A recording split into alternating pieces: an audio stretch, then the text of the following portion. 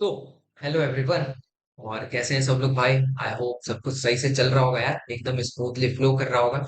अगर कंस्ट्रेंट्स आ रहे हैं, अगर बीच में कांटा आ रहा है, तो आई होप यार तुम उसे अच्छे से टैकल कर रहे होगे और उसे फेस तो करना पड़ेगा यार, ठीक है। अगर तुम प्रॉब्लम्स फेस नहीं कर रहे तो यार वो लाइफ ही नहीं है। फाइन। तो यार प्रॉब्लम्स आएंगी लाइफ में, तो तुम्हें क्या करना है कि तुम्हें प्रॉब्लम्स के साथ ही आगे चढ़ना है, आगे बढ़ना है। Because that is called life. Life तभी है जब तुम्हारे साथ प्रॉब्लम्स है। फाइन। तो यार तुम्हें प्रॉब्लम्स के साथ डील करना आना चाहिए कि प्रॉब्लम्स को कैसे डील करें, प्रॉब्लम्स को कैसे फेस करें, ठीक है। करेज के साथ फेस करना है यार। इतना करेज होना चाहिए तुम्हारे अंदर, इतना तुम्हारे अंदर ताकत होना चाहिए कि तुम प्रॉब्लम को डरा दो, ठीक है। तो यार इसी के साथ, इसी एक दो लाइनों के साथ हम आज का लेक्चर स्टार्ट करेंगे। और आज के लेक्चर में हम देखने वाले हैं यार द इलेक्ट्रिक पावर, ठीक है।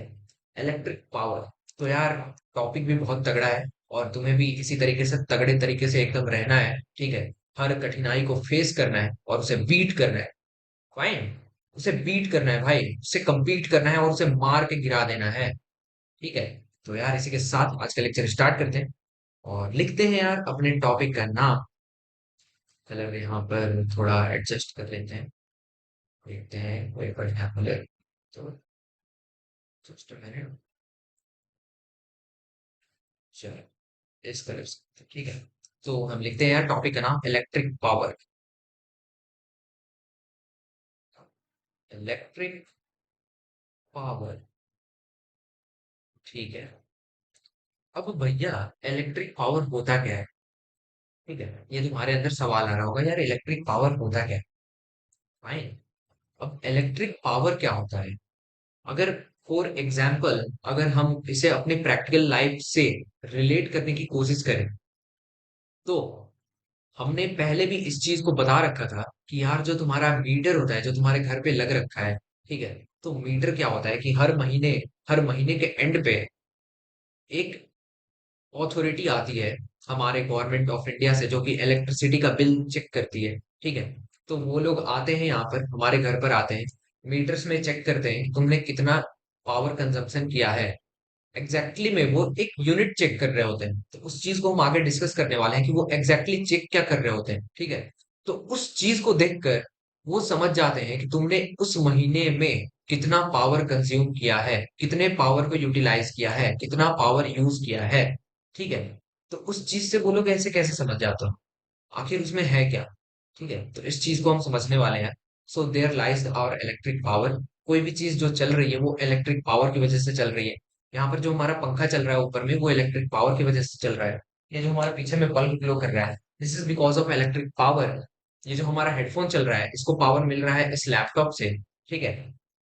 अब लैपटॉप चार्ज कैसे हो रहा है? वो हो रहा है इलेक्ट्रिक पावर की वजह से। तुम्हारा मोबाइल फोन चार्ज कैसे होता है? That is because of electric power. तुम स्विच ऑन करते हो तो बल्ब या फिर एसी या फिर लाइट जो भी है, रिमोट से तुम जब स्विच ऑन करते हैं तो एसी ग्लो करने लगता है, एसी चलने लग जाता है, रेफ्रिजरेटर जैसे काम करता है। The basic concept behind this things are electric power. ये क्या चीज कंज्यूम कर रही होती है, आखिर ये रन कैसे करने लगता है? वो इलेक्ट्रिक पावर की वजह से रन करने लगता है, ठीक है। तो उसको जब हम लोग वोल्टेज देते हैं और करंट देते हैं, तो इन दोनों की हेल्प से वो कुछ पावर कंज्यूम करता है, ठीक है। वो कुछ वर्क करता है, so that work is called electric power, ठीक है। तो अब इस चीज को हम देखते हैं यार, ठीक है। तो इलेक्ट्रिक पावर को हम देख रहे हैं और लिखते हैं यार इलेक्ट्रिक पावर को। इलेक्ट्रिक पावर का जो तुम्हारा यूनिट होता है, मतलब इसे हम जिस चीज से डिनोट करते हैं वो होता है कैपिटल पी। इसे हम लिखते हैं वी इंटू आई। यहाँ पर वी होता है तुम्हारा वोल्टेज और आई होता है तुम्हारा करंट, ठीक है। ये हो जाएगा तुम्हारा एक फॉर्मूला। इसे हम छोटा करके व्हाइट बॉक्स में डाल लेते हैं, ठीक है। अब दूसरा फॉर्मूला यहाँ पर ये होगा कि तुम P को ऐसे लिख सकते हो, P is equals to, V के जगह तुम क्या लिख सकते हो भैया? V के जगह ना ओम्स लॉ से I इंटू आर लिख सकते हो। हाँ बहुत सही। तो यहाँ पर तुमने लिख दिया I इंटू आर इंटू आई। तो यहाँ से P क्या निकल जाएगा? I इंटू आई हो जाएगा आई स्क्वायर इंटू आर। ये हो जाएगा दूसरा फॉर्मूला तुम्हारा आई स्क्वायर आर, ठीक है। ये हो गया पावर का तुम्हारा दूसरा फॉर्मूला। अगर हम तीसरे फॉर्मूले की तरफ मूव करने की कोशिश करें इस फॉर्मूले से, ठीक है, तो P होता है तुम्हारा V इंटू आई था। आई की जगह तुम क्या लिख सकते हो भैया, यहाँ से ना हम आई की जगह ना भैया V बाई आर लिख सकते हो। हाँ भाई बहुत सही। तो V इंटू आई की जगह तुमने लिख दिया V बाई आर। ठीक है, तो यहाँ से तुम्हारा P क्या निकल के आ गया भैया, हमारा जो P आएगा ना वो हो जाएगा V स्क्वायर बाई आर। बहुत सही भाई। तो ये हो गया तुम्हारा तीन बेसिक फॉर्मूला पावर निकालने का। ठीक है, तो यहाँ पर हमने देख लिया यार कि इलेक्ट्रिक पावर का फॉर्मूला क्या हो। ठीक है, अब हम मतलब हमने जो चीज समझी है कि इलेक्ट्रिक पावर होता क्या है, उसे हम बेसिक फॉर्म में यहाँ पर लिख लेते हैं। ठीक है, rate of doing work is called power. ठीक है, rate of doing work in the sense हम ऐसे लिख सकते हैं यार, इसे अगर हम समझने की कोशिश करें, रेट ऑफ डूइंग वर्क, अब ये चीज क्या है। अब देखो, जब भी कोई चीज, जैसे कि हमने एग्जाम्पल लिया था कि पोटेंशियल डिफरेंस क्या करता है, कि एक चार्ज को एक पॉइंट से दूसरे पॉइंट पर मूव करता है, तो उसमें जो वर्क डन होता है ना, work done per unit charge, that thing is called potential difference. ये चीज हमने पोटेंशियल डिफरेंस में डिस्कस किया था। तो यहाँ पर क्या हो रहा है, वर्क डन कर रहे हैं हम लोग, वर्क कर रहे हैं। वर्क कैसे कर रहे हैं, हम लोग चार्जेस को मूव करा रहे हैं। जब हम लोग चार्जेस को मूव करा रहे हैं, जब हम लोग छोटे छोटे चार्जेस को, जो इलेक्ट्रॉन है हमारे, प्रोटॉन है हमारे, इनको जब हम मूव करा रहे हैं, तो इनको मूव कराने में कुछ एनर्जी लग रहा है। So this energy per unit time is called electric power. ठीक है, सो दिस एनर्जी कंज्यूम पर unit time is called electric power. ठीक है, तो ये जो एनर्जी का कंजम्पशन हो रहा है हमारा, जो हम वर्क वर्क कर रहे हैं, उसमें जो हमारा एनर्जी लग रहा है, और ये एनर्जी जो हम लोग पर यूनिट टाइम कर रहे हैं, this particular thing is called electric power. ठीक है, energy per unit time is called electric power, और the rate of doing work is called power. Work क्या है यार, वर्क एक टाइप का एनर्जी है। ठीक है, हम लोग जब भी वर्क करते हैं तो हम लोग क्या करते हैं, अपने एनर्जी को यूटिलाइज करते हैं। हमारा एनर्जी कंज्यूम हो रहा होता है, हमारा एनर्जी वहां पर यूटिलाइज हो रहा होता है। ठीक है, खपत हो रहा होता है उस चीज का। ठीक है, तो यहाँ पर होता क्या है कि इलेक्ट्रिक पावर तुम्हें क्या बताता है, कि तुम पर यूनिट टाइम कितना एनर्जी यूज कर रहे हो। ठीक है, the energy consumed per unit time or the energy used per unit time is called electric power. Fine, हाँ भैया सही है, समझ गए। हमने पावर का फॉर्मूला भी देख लिया भैया। पावर का फॉर्मूला होता है V इंटू आई, या फिर इसे हमने ओम्स लॉ से थोड़ा सा मैनिपुलेट किया और फिर हमने दूसरा फॉर्मूला निकाला भैया। सो दैट इज, ये पहला फॉर्मूला था, ये दूसरा फॉर्मूला था भैया P is equal to I square R, और ये तीसरा formula P is equal to V square by R. ठीक है, बहुत सही। ये हो गई हमारी इलेक्ट्रिक पावर की फॉर्मूला। ठीक है, इलेक्ट्रिक पावर का हमारे यहाँ पर तीन फॉर्मूला मिल गए। फाइन, बहुत सही। अब इसके बाद हम इसका यूनिट देख लेते हैं। ठीक है, अगले स्लाइड पर हम इसका यूनिट देख लेते हैं। अच्छा हाँ, एक चीज हमारी रह गई थी यार, कि हमने ना, जो रेजिस्टिविटी था हमारा, रेजिस्टिविटी, जिसे हम रो से डिनोट करते हैं, इसका हमने यूनिट ना पीछे गलत लिख दिया था यार, तेजी तेजी में। ठीक है, वो जो हमारा यूनिट वहां पर लिखा हुआ था, वो था हमारा कंडक्टेंस का यूनिट। ठीक है, तो रेजिस्टिविटी का यूनिट जो होता है तुम्हारा, वो होता है ओम मीटर। ठीक है, ओम मीटर। क्यों, ये कैसे आया भैया, देखो, अब हम बेसिक चीज बताते हैं। फॉर्मूला क्या होता है, R is equals to rho into L by A. Resistance का यूनिट क्या होता है भैया, रेजिस्टेंस का यूनिट ओम होता है। रो का यूनिट हमें नहीं पता है। लेंथ का यूनिट भैया मीटर होता है, और एरिया का यूनिट होता है भैया मीटर स्क्वायर। ये मीटर और मीटर स्क्वायर से कट जाएगा। ठीक है, तो यहाँ से रो क्या आ जाएगा, ओम। ये मीटर जो है डिनोमिनेटर में, वो इक्वल टू के इस साइड आएगा तो न्यूमरेटर में चला जाएगा। ये हो जाएगा तुम्हारा ओम मीटर। तो यहाँ से तुम्हारा आ रहा है यूनिट रेजिस्टिविटी का, that is your ohm metre. ठीक है, so this is the unit of resistivity. चलो इस चीज को तुम नोट कर लेना है। ठीक है, ये चीज हमने मिस कर दिया था। अब हम यहाँ पर देखते हैं कि हमारा पावर का यूनिट क्या होता है। तो the unit of power is what. What, क्या वाला वॉट नहीं।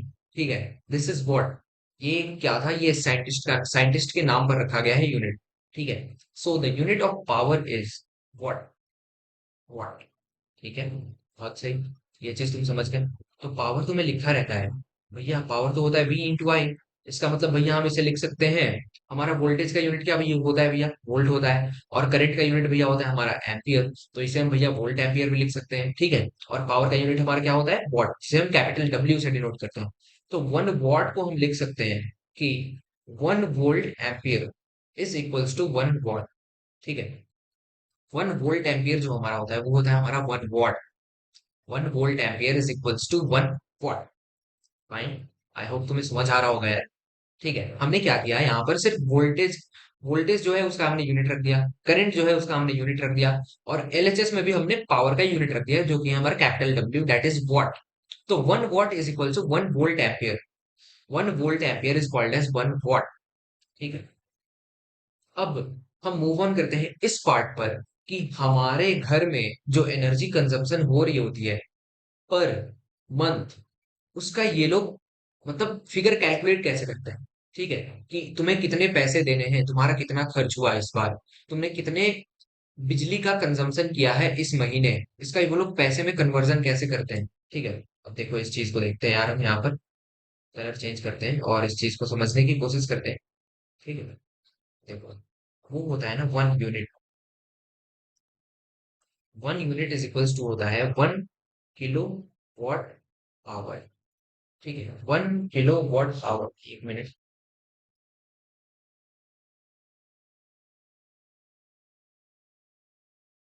इस चीज को यार स्मॉल में लिख लेते हैं क्योंकि यहाँ पर इसे स्मॉल में लिखा हुआ है, ठीक है। 1 kilo watt hour.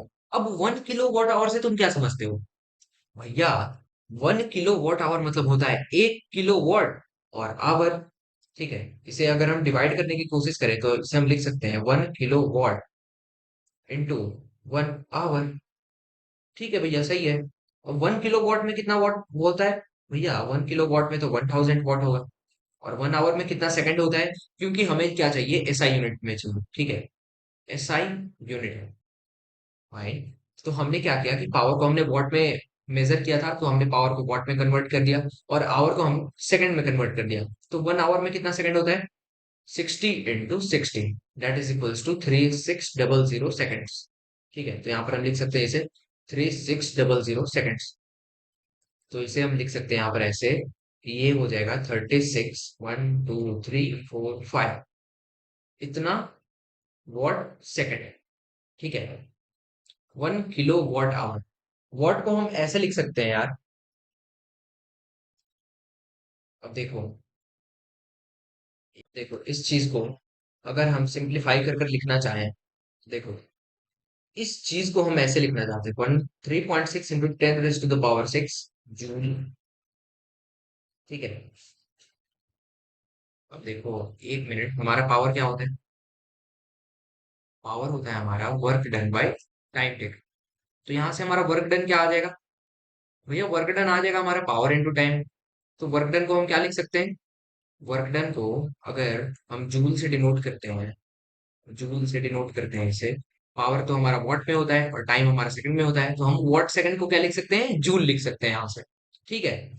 So this is our 3.6 × 10⁻⁶ ये होता है हमारा 1 यूनिट, ठीक है। अब जब तुम अपने घर पर चेक करोगे ना भाई, मीटर में, तो मीटर में तुम्हें दिखाता है कि कितना यूनिट बिजली कंज्यूम हुआ है, ठीक है। तुमने कितना पावर कंज्यूम किया है in the form of unit. 1 unit में कितना जूल होता है, 3.6 × 10⁻⁶ जूल्स, ठीक है। बहुत सही। अब वहां पर मान लो लिखा हुआ है कि तुमने इस महीने 100 यूनिट बिजली कंज्यूम किया है, 100 यूनिट्स, ठीक है। और 1 यूनिट का तुम्हें चार्ज मान लो देता है कि 10 रुपीज है, ठीक है। 10 रुपीज है और तुमने 100 यूनिट बिजली कंज्यूम किया है, तो वो क्या करेगा कि 1 यूनिट का चार्ज 10 है, तो 100 यूनिट का क्या हो जाएगा, 100 × 10, दैट इज इक्वल्स टू 1000। तो ये हो जाएगा तुम्हारा फाइनल वैल्यू जो तुम उसे सबमिट कर रहे होगे जाकर, कि भैया हमारा इतना खर्च हुआ है इस महीने, तो हम 1000 रुपए जाकर देकर आ रहे हैं, क्यों, क्योंकि हमने 1 यूनिट का चार्ज लगाया था 10 रुपए और हमारा 100 यूनिट टोटल कंज्यूम हुआ था पावर कंजम्पशन। समझ आ गया। तो तुम्हारे घर पे जो मीटर लगा होता है ना, उसमें यूनिट के फॉर्म में दिया रहता है कि तुमने कितना यूनिट बिजली कंज्यूम किया है, तुमने कितने यूनिट पावर का कंजम्पशन किया है, उसके हिसाब से वो लोग कैलकुलेट करते हैं कि पर यूनिट चार्ज क्या है, और फिर उसको मल्टीप्लाई करके तुमको देते हैं कि फाइनल तुम्हारा इतना पैसे देने हैं। ठीक है, तो ये चीज तुम समझ गए यार, आई होप तुम्हें समझ आया होगा। ठीक है, तो यार ये हो गया हमारा, ये हो गया, हमने वन यूनिट समझ लिया, हमने पावर समझ लिया, पावर के कितने सारे फॉर्मूले होते हैं उन चीजों को हमने वेरीफाई करके, और फिर उस चीज को हमने मैनिपुलेट करके अपने ओम्स लॉ का यूज करके उसे हमने तीन फॉर्म में लेकर आए। ठीक है, पावर के हमने तीन फॉर्मूले निकाले ओम्स लॉ का यूज करके। तो इसी के साथ यार हम क्या करते हैं कि लेक्चर छोटा ही रखते हैं और आज के लेक्चर को खत्म करते हैं। और अगले लेक्चर में हम डिस्कस करेंगे heating effect of electric current, और फिर हम उसके बाद दो तीन सवाल करेंगे इस चैप्टर से रिलेटेड, जो कि heating effect of electric current को यूज करेगा वहां पर, और हमारे इस पावर को यूज करेगा। ठीक है, दो बेहतरीन सवाल करेंगे और उसके बाद इस चैप्टर को हम खत्म कर देंगे। ठीक है, तो इसी के साथ यार खत्म करते हैं अपने इस लेक्चर को, और मिलते हैं अपने अगले लेक्चर में, जो कि हमारा फाइनल लेक्चर होने वाला है, concluding lecture of this particular chapter. तो अच्छे से पढ़ाई करते रहो यार, और बस एनर्जेटिक रहो, अच्छे से पढ़ाई करते रहो, अपने काम को अपने टाइम पर किया करो, तो तुम्हें प्रेशर ज्यादा फील नहीं होता है। और बोर्ड्स जैसे जैसे पास आ रहा है, मैं समझता हूँ यार, मुझे भी ऐसे प्रेशर फील होता था कि यार इतना सिलेबस है, कैसे कवर होगा, बहुत सारी चीजें हैं, हिस्ट्री, ज्योग्राफी वगैरह पूरा याद करना होता है। कितने लोगों को जब संस्कृत नहीं आता है तो वो उस चीज को भी रट कर जा रहे होते हैं अपने बोर्ड्स का एग्जाम देने। The same thing happened with me also, मैंने भी संस्कृत रट कर ही दिया था। ठीक है यार, तो इस चीज को ज्यादा मतलब उतना हैवी नहीं लेना यार। टाइम से अगर तुम चीजों को एग्जीक्यूट करते चले जाओगे तो बाद में तुम्हें एट द एंड ज्यादा डिफिकल्टी फील नहीं होगी। ठीक है, तो यार इसी के साथ आज का लेक्चर खत्म करते हैं और मिलते हैं अपने अगले लेक्चर में, तब तक के लिए बाय बाय।